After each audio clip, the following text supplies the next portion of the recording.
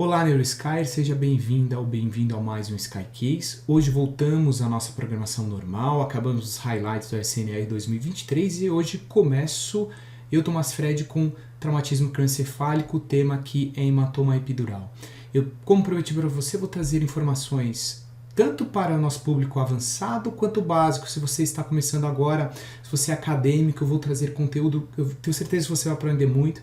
E para você que tem um conhecimento neuroradiológico já consolidado, eu vou trazer, garanto, informações também muito importantes que vão mudar a sua prática diária. Então, o hematoma epidural é aquela coleção, aquele hematoma que se forma entre a calota craniana, a tábua óssea interna e a folheto externo da dura mater, então por isso ele ganha o nome de epidural ou extradural, fora da dura. Então, coleção entre o folheto externo da dura mater e a tábua óssea interna, preenchendo esse espaço aqui localizado, característico, com localização característica. Quais etiologias? Etiologia usualmente é traumatismo crânioencefálico. Tá? Esse hematoma é usualmente encontrado em pacientes jovens. Eu te faço uma pergunta, NeuroSky. Você sabe por que isso é mais comum em pacientes jovens? Eu vou falar dois motivos principais. Eu tenho certeza que você não vai se esquecer disso. Então, primeiro que é encontrado em pacientes jovens decorrente do traumatismo crânioencefálico. Por quê? Porque pacientes jovens se envolvem mais em traumatismo crânioencefálico, acidente automobilístico, principalmente pacientes em países subdesenvolvidos.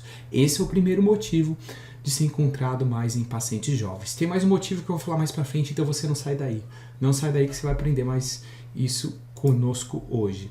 Essa figura é muito bonita, muito interessante, mostrando a localização. Então aqui o hematoma localizado entre a dura e a tábua óssea interna, o osso, então essa coleção preenchendo espaço extradural, decorrente da ruptura da artéria meningeal média. Então mais uma informação importante pode cair em prova. Hematomas epidurais são mais comuns no paciente jovem e usualmente são decorrentes de ruptura da artéria meningeal média. 90% dos hematomas epidurais são relacionados a rupturas arteriais. 90% são rupturas arteriais, em especial a artéria meningeal média. Tá? Então um pouco de anatomia, eu sei que você gosta de anatomia, então também é importante. Aqui, ó, artéria carótida externa, ela vem e emite um ramo, a artéria maxilar. A artéria maxilar emite outro ramo, que é a artéria meningeal média.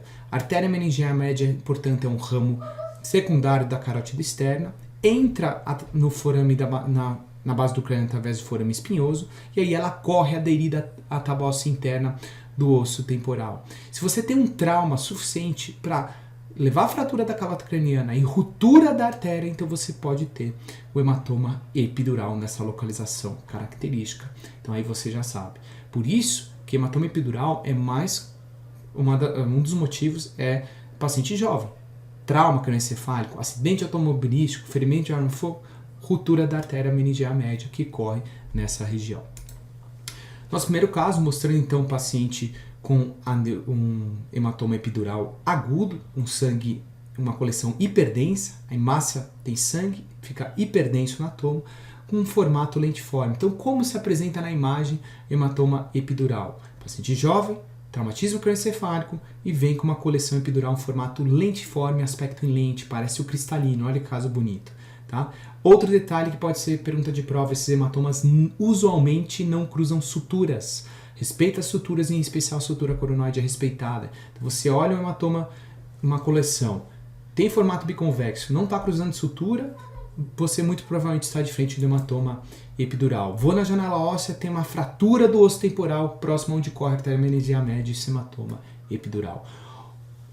O Vitor vai falar para vocês mais sobre a clínica. Esses pacientes usualmente têm um intervalo lúcido, ele vai explicar por quê. Então, paciente jovem, traumatismo crânioencefálico, intervalo lúcido, você vai na tomografia computadorizada, você vê uma coleção, formato biconvexo, respeitando sutura, igual hematoma epidural ou extradural, você deve colocar isso no seu laudo.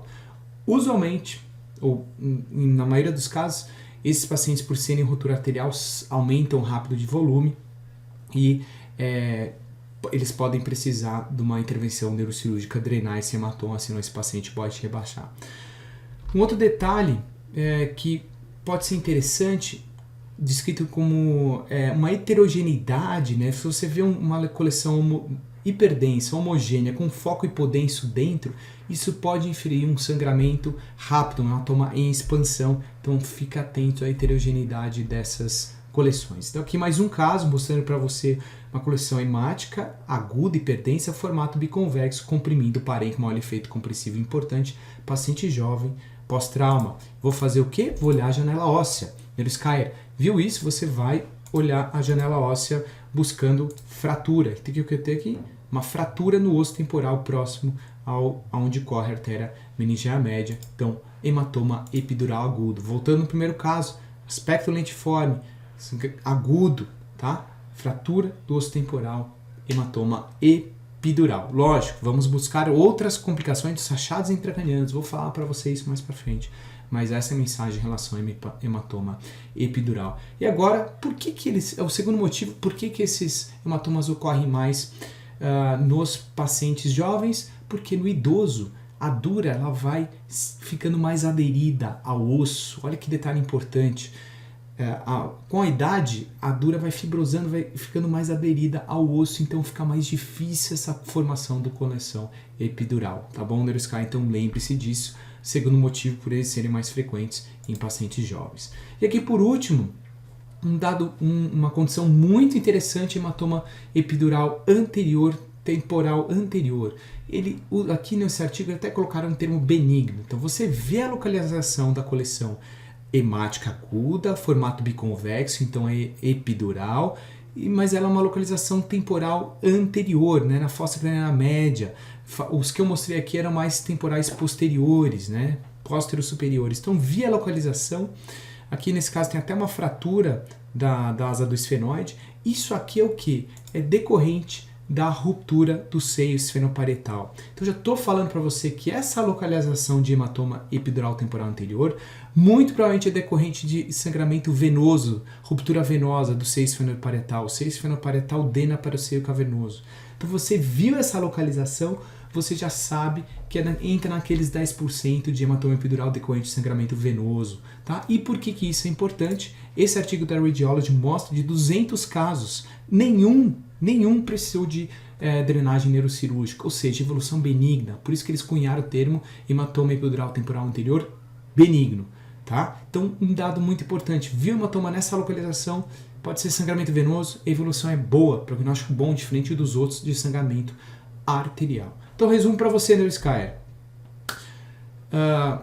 Hematoma epidural temporal anterior, hematoma epidural, você vai buscar ruptura de artéria meningeal média, procurar pelo menos a etiologia, ver se tem fratura ou não, paciente jovem, intervalo lustro, formato biconvexo, você vai pensar em hematoma epidural, tá? Evolução pode ser que precise de uma drenagem cirúrgica. Se tiver uma localização temporal anterior, venoso vai evoluir melhor.